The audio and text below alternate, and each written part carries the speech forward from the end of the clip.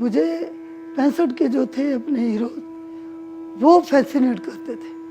मैं अपने बेटे को रफ़ीकी शहीद बनाना चाहती थी, मैं अपने बेटे को MM आलम बनाना चाहती थी, मैं अपने बेटे को यूनुस शहीद बनाना चाहती थी। तो मेरे पीछे खिड़की थी, हम कोयटा रहे 5 साल, तो वहाँ से ये लेफ्टिनेंट सब दौड़ते थे, तो मैं कहती थी मेरे ऐसे उठा के ना मेरे बच्चे भी दौड़ेंगे यहाँ पर। पीछे से आन के जफ्फा मार लिया, अम्मी मैं फेल हो गया। मैं कहा तू कैसे फेल हो गया? चलो मैं क्या फिर से ही फिर कोशिश कर, फिर अगे से होके जफ्फा मार के अम्मी मैं पास हो गया।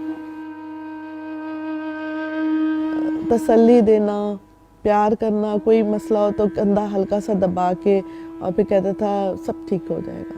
वो प्यार भी तो इतना करता था, वो जैसे छुट्टी आता था कभी इधर कभी इधर, बहुत ही ज्यादा। जो उसकी मन्नत मैंने मानी थी कि मेरा बेटा पायलट बनेगा तो ये मैं सब कुछ करूँगी, मैंने उसके मरने वाले दिन तक नहीं छोड़े। जिस दिन वो शहीद हुआ उस दिन भी पड़े उसके, लेकिन शुक्राना शहादत के तौर पर लोगों के एडी एडी दूरों इदा ते आ जाने ने, मेरा कोल ही है, मेरे कोल एक बारी भी नहीं उठ के वापस आया। कहता मैं अपना शाम को 4 बजे के बाद फ़ोन करूँगा, मैं बस सोने लगा। मुझे क्या पता था इतनी लंबी नींद सोना उसने।